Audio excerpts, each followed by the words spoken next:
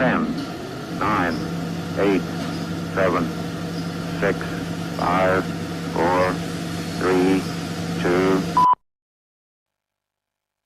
Assalamualaikum warahmatullahi wabarakatuh. Perkenalkan, nama saya Dava Agung Prasetya, NRP 2042201004 dari Departemen Teknik Instrumentasi.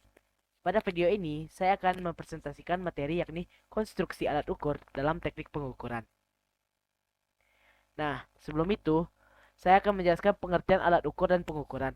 Alat ukur merupakan sebuah benda atau alat, bisa buatan atau alami, yang biasa digunakan untuk mengambil data kuantitatif dari berbagai benda seperti panjang, suhu, dan lain-lain. Selanjutnya, pengukuran. Pengukuran adalah penentuan dari besaran, dimensi, atau kapasitas yang biasanya terhadap suatu standar atau satuan ukur. Selanjutnya, peran-peran sistem pengukuran dalam proses pengendalian.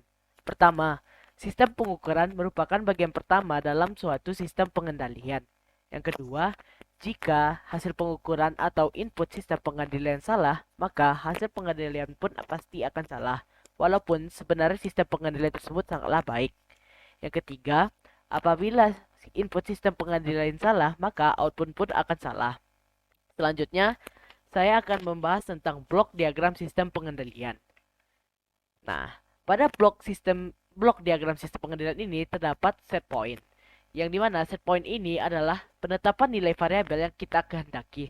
Selanjutnya akan ada error signal, yang dimana error signal di sini maksudnya adalah selisih dari set point dengan variabel. Selanjutnya error signal akan masuk ke controller, dimana controller ini adalah merupakan otak dari sistem pengendalian.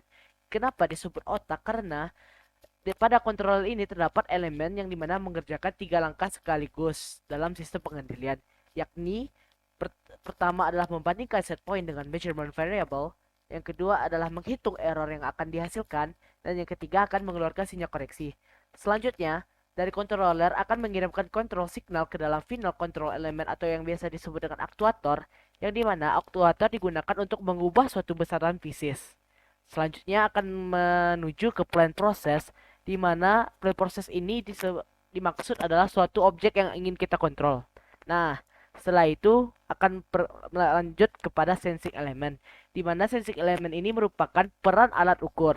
Kenapa disebut dengan peran alat ukur? Karena melalui sensing element ini, maka hasil dari plan process yang kita dapatkan akan dikirimkan kepada set point, sehingga dari sini kita dapat mengetahui apa sajakah atau apakah set point yang kita tetapkan tersebut sudah sesuai atau sudah sesuai dengan yang kita kehendaki, dan juga berdasarkan perbandingan tersebut maka kita dapat mengetahui apakah aktuator tersebut ada dalam keadaan aktif atau tidak.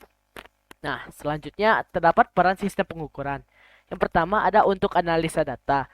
Kenapa disebut dengan analisa data? Karena berdasarkan diagram ini dimulai dengan objek, yang dimana objek ini atau proses bisa disebut dengan sebagai analisa data yang ingin kita periksa. Selanjutnya akan dikirim ke sensor atau pengukuran atau yang biasa disebut dengan sensing element, yang dimana maksud di sini adalah perangkat yang mengindra kuantitas pieces yang kemudian mengubah menjadi sinyal analog, sehingga kita dapat membaca hasil data tersebut. Selanjutnya akan dikirim ke pengolahan data, dan terakhir akan dianalisa. Selanjutnya pada sistem kendali. Pada sistem kendali ini sudah sempat kita bahas sebelumnya pada pada blok diagram sistem pengendalian. Nah, sebelumnya itu, apabila hasil pengukuran dalam kurung input sistem pengendalian salah, maka hasil dari pengendalian tersebut pun pasti akan salah, walaupun sebenarnya sistem pengendalian tersebut sangatlah baik. Maka dari situ kita dapat mengambil kesimpulan bahwa validasi pembacaan alat ukur sangatlah penting. Selanjutnya, apa sih peran dari pengukuran tersebut tadi? Nah, melalui sistem instrumentasi yang ini, kita dapat mengetahui bahwa sistem yang memiliki suatu atau lebih komponen device pengukur. Nah, berdasarkan dari sini, maka kita dapat melihat terdapat dalam variabel ukur ini, yang diawali dengan variabel ukur akan memasuki sensor, yang dimana selanjutnya akan dimasuki ke transducer, yang mana di sini kita akan terjadi tahap-tahap yakni signal conditioner stage atau transmitter block. Setelah melalui tahap-tahap tersebut akan dikirim ke indikator, alarming, perekam, controller, final drive, dan pergi ke aktuator, yang dimana akan menghasilkan output yang kita inginkan. Selanjutnya, elemen dasar instrumentasi pengukur. Nah, berdasarkan panah ini kita mengetahui urutan dari elemen dasar instrumen pengukur, yang dimana berawal dari sensor atau sensing element, menuju ke transducer, selanjutnya ke signal conditioner, dan selanjutnya ke output stage. Nah, di sini saya sempat jelaskan di presentasi ini, yang mana sensor atau sensing element merupakan sebagai pengindera untuk mengukur besaran fisis, kemudian mengubahnya ke dalam sinyal instrumentasi. Kalau untuk transundar, transundar adalah sebagai interface pengubah sinyal instrumentasi ke sinyal instrumentasi lainnya. Selanjutnya, pengertian dari signal conditioner adalah memodifikasi sinyal instrumentasi agar menghasilkan kualitas yang lebih baik. Dan terakhir adalah output stage, yakni adalah keluaran dengan memodifikasi sinyal instrumentasi agar sesuai dengan sistem yang kita inginkan. Nah, di sini elemen pengubah transducer pada alat ukur. Yang pertama, isyarat dari sensor diteruskan, diubah atau diolah terlebih dahulu sebelum diteruskan ke bagian selanjutnya dari alat ukur dalam kurung bagian petunjuk. Selanjutnya, kedua adalah pengubah pada alat ukur dapat ditinjau dari berbagai prinsip kinerja. Mulai dari prinsip kinematis atau mekanis, optis, elektris, pneumatis, thermal, sampai pada sistem gabungan yang bertujuan untuk dapat menampilkan hasil pengukuran. Dan yang ketiga adalah fungsi utama pengubah adalah memperbesar dan memperjelas sinyal sensor, yaitu suatu perubahan kecil value atau geometri objek ukur menjadi perubahan yang cukup jelas terbaca pada bagian penunjuk atau pencatat alat ukur. Nah, saya akan membahas pengubah mekanis. Yang mana pertama, prinsip kerja dari pengubah alat ukur mekanis semata-mata berdasarkan prinsip kinematis yang meneruskan serta mengubah gerakan atau biasanya gerakan translasi menjadi gerakan lain yang biasanya gerakan rotasi yang relatif lebih besar perubahannya.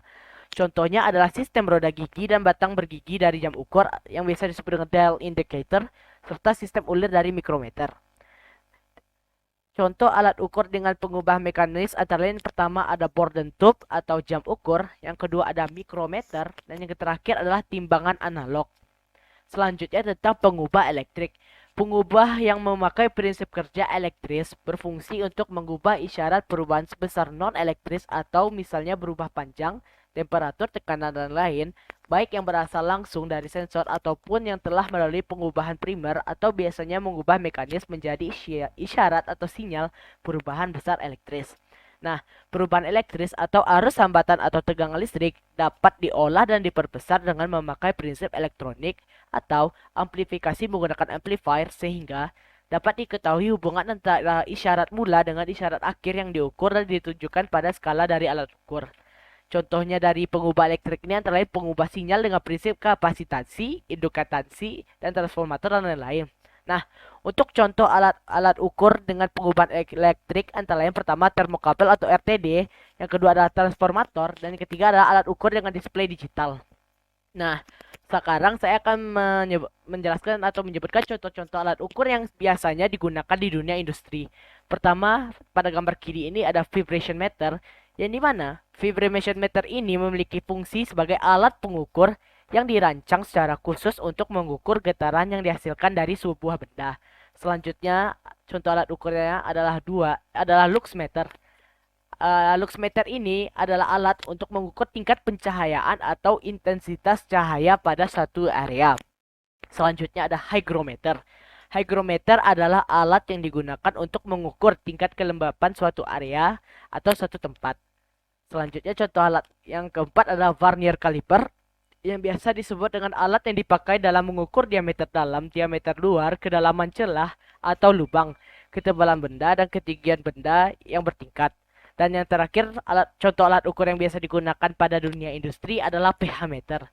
Yang dimana fungsi dari pH meter ini adalah alat pengukur yang digunakan untuk mengukur tingkat kebasahan atau keasaman suatu cairan tertentu. Nah, sekian untuk penjelasan atau presentasi dari materi konstruksi alat pada teknik pengukuran. Sekian dan terima kasih. Mohon maaf apabila saya ada yang salah dalam penyebutan pembacaan materi. Sekian dan terima kasih.